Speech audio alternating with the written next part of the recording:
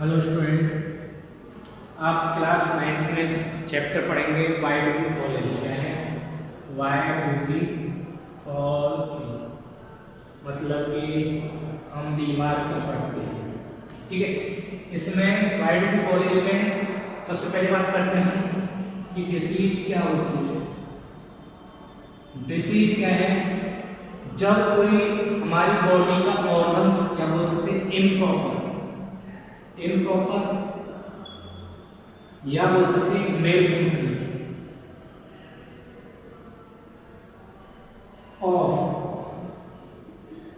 Organ,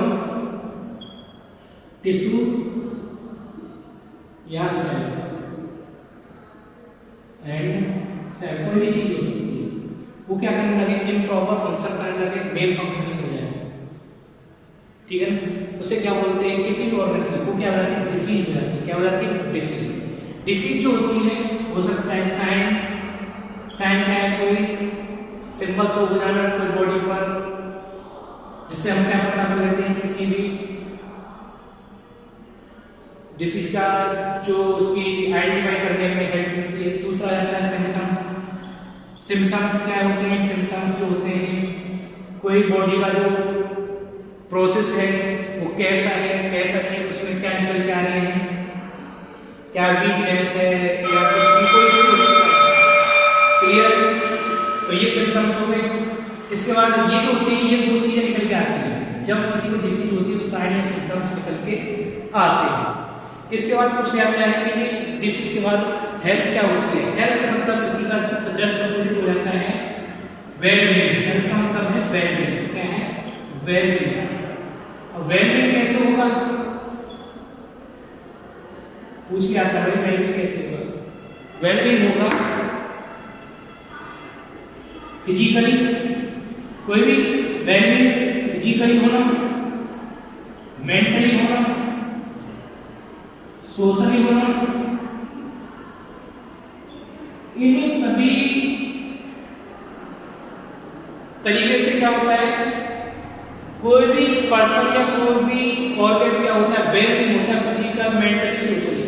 ठीक है, उसे बोला जाता है हेल्थ। क्या बोला जाता है हेल्थ। ठीक है ना, अगर ह्यूमन है तो वेल उसको फिजिकली अपने आप को अच्छा है, फिजियोलॉजिकली बोलते हैं फिजियोलॉजिकली। इन सभी वे से क्या होना है वेल होना, फिजियोलॉजिकली, सोशली, मेंटली, इन सभी से क्या होता है वेल होता है, उसे क्या बोलते हैं हेल्थ। क्लियर है? इसके बाद एक फैक्टर होते हैं जो डिसीज देने वाले होते हैं, कुछ फैक्टर होते हैं, कुछ क्या होते हैं इंटरनल प्रॉब्लम होती है। ठीक है, और कुछ एक्सटर्नल होते हैं। बात करते हैं फैक्टर या कॉजेस। इंटरनल कॉजेस क्या है? जो अपने खुद में बॉडी में कोई प्रोटोजोन के कारण या बैक्टीरिया के कारण क्या होती है वो डिसीज हो जाती है। क्या है? इंटरनल कॉजेस आ जाती है। एक्सटर्नल कॉजेज में क्या है, कोई अदर बाहर से क्या हो रहा है अफेक्ट हो रहा है, क्या है एक्सटर्नल कॉजेज। इसके बाद ये तो हो गए कॉजेज जो क्या करते हैं डिसीज होती है। इसके बाद आते हैं फैक्टर। देखो डिसीज जो होती है, फैक्टर जो होते हैं यहाँ पर पता चला फैक्टर क्या है, बॉडी के अंदर भी है बॉडी के बाहर हो सकता है प्रोटोन और बॉडी के अंदर वो डिसीज कॉजिंग हो रही, बॉडी के बाहर कुछ ऐसे वायरस है बैक्टीरिया है जो क्या है अफेक्टेड कर रहा है बॉडी, जिसके कारण क्या है डिसीज हो रहा है।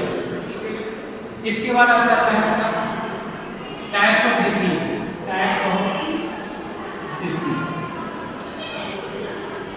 डिसीज जो होती है सबसे पहले कॉन्टामिनेटेड डिसीज, कॉन्टामिनेटेड या इन्फेक्टियस। क्या बोलेंगे? Infectious disease. इन्फेक्टिव डिसीज कौन सी होती है? जो इन्फेक्टेड पर्सन से क्या है डिसीज ट्रांसफर किससे होती है? Disease transfer from infected person to normal person. किधर? Infected person to normal person. Infected person to normal person. जब कोई डिसीज ट्रांसफर होती है एक पर्सन से, जब one person to another infectious disease, ठीक है, पर्सन या another person, ठीक है, उसे क्या बोलते हैं कॉन्टैमिनेटेड डिसीज। इन्फेक्टियस मतलब कि किसी न किसी एजेंट के द्वारा, एजेंट हो सकता है, वायरस हो सकता है, बैक्टीरिया हो सकता है, ठीक है, किसके द्वारा, वायरस के द्वारा, उनको क्या बोलते हैं पैथोजन बोला जाता है। उनके कारण क्या होती है disease, virus, bacteria, fungi, protozoa, प्लेटियम, हेल्मिंथस, ठीक है, इनके द्वारा क्या होती है डिसीज होती है एक पर्सन से अनदर पर्सन में ट्रांसफर हो जाती है, कोई ना कोई ट्रांसफर ये क्या करती है डिसीज पैदा हो जाती है। बैक्टीरिया, निमोनिया, टाइफाइड एग्जांपल पूछे जाता है, कॉन्टैमिनेटेड इंडिया इन्फेक्टेड डिसीज के एग्जांपल होता है, कॉन्टैमिनेशन या इन्फेक्टेड डिसीज के एग्जांपल होता है। इन्फेक्टेड डिसीज जैसे कि निमोनिया, टाइफाइड, डेंगू, मलेरिया, ठीक है, ट्यूबरकुलोसिस, अब कोरोना है, ठीक है, कोविड-19, ये सब क्या है इन्फेक्टेड डिसीज है जो एक पर्सन से नॉर्मल पर्सन में या वन पर्सन से अनदर पर्सन में ट्रांसफर होता है। दूसरा आता है आपका नॉन कॉन्टैमिनेटेड या नॉन इन्फेक्टियस, क्या याद है नंबर 1 तो ये हो गया, नंबर 2 नॉन कॉन्टैमिनेटेड या नॉन इन्फेक्टियस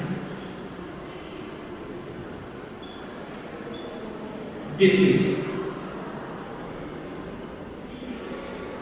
इसमें क्या होती है नॉन इन्फेक्टियस मतलब कि ये एक पर्सन से दूसरे पर्सन में ट्रांसफर नहीं होती, हो सकता है ये किसी अपने न्यूट्रिशनल डाइट होती है उसके कारण हो जाए, या अपने मेटाबॉलिक कोई प्रोसेस है, ठीक है, अंदर कोई सेल्स है उसकी वजह से ये कुछ भी कमी अंदर से, इसका कोई फैक्टर नहीं होता जो बाहर से उसे अफेक्टेड करे, ठीक है, ये इंटरनली हमारे बॉडी में खुद ही क्या हो जाती है प्रोड्यूस होती है, बीमारी खुद पैदा होती है, ठीक है ना, डिसीज हो जाती है। तो इसमें कौन सी आ जाती है, ये कभी हेल्थी नहीं है, नॉर्मल पर्सन टू या infected person to normal person कभी ट्रांसफर नहीं होती, ये क्या होती है अपनी जगह पर क्या होती है कोई ना कोई हमारी बॉडी में हो सकता है, देखो डायबिटीज हो रही है, डायबिटीज ये क्या है नॉन इन्फेक्टेड डिसीज, ये क्या है इंसुलिन कमी के कारण हमारी जो सेल्स होती है पैनक्रियाटिक सेल्स होती है, पैनक्रियाज को इंसुलिन नहीं बना पाती जो बीटा सेल्स होती है, ठीक है ना, पैनक्रियाज ये क्या होती है कोई कमी के कारण कैंसर है जो हमारे क्या होता है डीएनए में कोई ना कोई म्यूटेशन हो जाता है जिसकी वजह से कैंसर हो जाता है।